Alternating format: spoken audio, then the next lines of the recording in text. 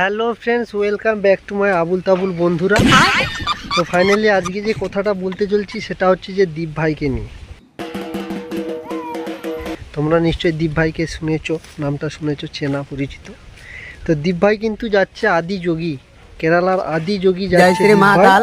আজকে দেখো কতজন আমার সঙ্গে দেখা করতে এসেছে। আমি বর্ধমান ওভারব্রিজের উপরে। তো সেই দীপ ভাই কিন্তু বর্ধমান থেকে কেরালার আদি যোগী যাচ্ছে। দীপ ভাইয়ের একটা ছোটোবেলাকার একটা ভালোবাসা খুব ছিল যে মহাদেবের কাছে যাবে, তো সেই চেষ্টা পূরণ করার জন্য কিন্তু দীপ ভাই যাচ্ছে। তো সেইটাকে নিয়ে আমাদের একটা ধাবড়া ষাঁড়, 30-35 বছর হবে, ধাবড়া ষাঁড় চাচ্ছেনার বাপ হবে মনে হচ্ছে। সে একটা কথা বলেছে, তোমরা ভিডিওটা দেখো তাহলে বুঝতে পারবে কোন কথাটা বলছি। সে যে কথাটা বলেছে তোমরা দেখো। মাননীয় নরেন্দ্র মোদীজি মহাশয়, যিনি আমাদের দেশের প্রধানমন্ত্রী, তিনি এক বিশাল ঘোষণা করলেন এই ভাইকে নিয়ে। তিনি বলেছেন যে যদি ওই ভাইটি এই যে দণ্ডি কেটে যে যাচ্ছে আদিযোগী পর্যন্ত, এই যে তার মিশনটা, এটা যদি সে কমপ্লিট করতে পারে তাহলে মোদিজি নাকি তাকে দিবে কেন্দ্র সরকারের চাকরি। তো এই ধাবড়া ষাঁড় এই কথাটা বলেছে। দীপ ভাই যদি বর্ধমান থেকে আদি যোগী এই যে রেসটা শুরু করেছে, যদি আদি যোগী পৌঁছে যায় তো তাকে নাকি কেন্দ্র সরকারের চাকরি দেওয়া হবে। তা আমি ওই ধাবড়া ষাঁড়কে বলছি, হ্যাঁ রে, চাকরিটা কি ঘরের জিনিস?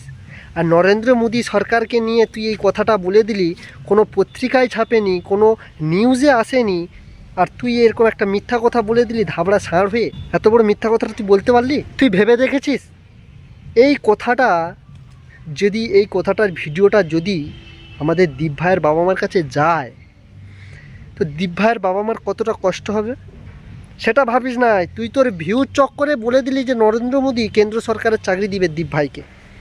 তো যদি এটা তোর কথা হয়ে থাকে তাহলে আমার কথাটা তুই শুনেলে, তোর ওই পিছনের লুঙ্গিটা তুলে 50 গ্রাম লঙ্কা গুঁড়াটা এমন পদে মারে দেবো না আমি, ঘোড়ার মতো দৌড়বি আর দীপ ভাইয়ের আগে তুই আদি যোগী পৌঁছে যাবি। তোকে তাহলে আমি প্রধানমন্ত্রীকে সরিয়ে তোকে দিয়ে দেবো প্রধানমন্ত্রীর চাকরিটা, বুঝলি তো? এরকম মিথ্যা কথা বলছিস কেন তুই ভিউ কামানোর চক্করে? বড়ি अच्छी बात कही आप। একবারও ভেবে দেখলেন যে দীপ ভাইয়ের বাবা মার কাছে এই ভিডিওটা যদি পৌঁছায় কতটা কষ্ট পাবে যখন জানবে যে এটা একটা ফেক নিউজ। আমার ছেলেকে চাকরি দিবে বলেছে নাকি নরেন্দ্র মোদী সরকার, কিন্তু চাকরিটা দিল না। এই ফেক নিউজটা যখন দেখবে দীপ ভাইয়ের বাবা মা কতটা কষ্ট পাবে সেটা ভাবিস না? শালা ধাবড়া ষাঁড় চাচ্ছেনার বাপ হয়ে এরকম একটা কথা বললি তুই ভিউ কামানোর চক্করে। তাই জন্য আমি বললাম তোকে কিছু করা লাগবে না, তোর ওই পিছনের লুঙ্গিটা তুলে পদে যখন 50 গ্রাম লঙ্কা গুঁড়াটা মারে দেবো না, তুই ঘোড়ার মতো ছুটবি, তখন বুঝতে পারবি যে এরকম মিথ্যে কথা বলে দীপ ভাইয়ের একটা আশা, সে আশাটাকে পূরণ করা নিয়ে এরকম একটা মিথ্যে ছলনাময় কথা বলছিস কতটা খারাপ। তাহলে তুই বুঝতে পারবি পদের লুঙ্গিটা তুলে 50 গ্রাম লঙ্কা গুঁড়াটা মারে দিতে হবে ঝাড়াস করে, একদম তুই দৌড়বি ঘোড়ার মতো, বুঝলি তো? এরকম নিয়ে কাউকে রোস্ট করবি না আর দ্বিতীয়বার। আর বন্ধুরা, তোমরা ভিডিওটা বেশি করে শেয়ার করো। আমি ঠিক বললাম না ভুল বললাম? ভিডিওটা সব জায়গায় পৌঁছানোটা দরকার। এভাবে একটা ধাবড়া ষাঁড় কী করে বলতে পারলো একটা মিথ্যা কথা?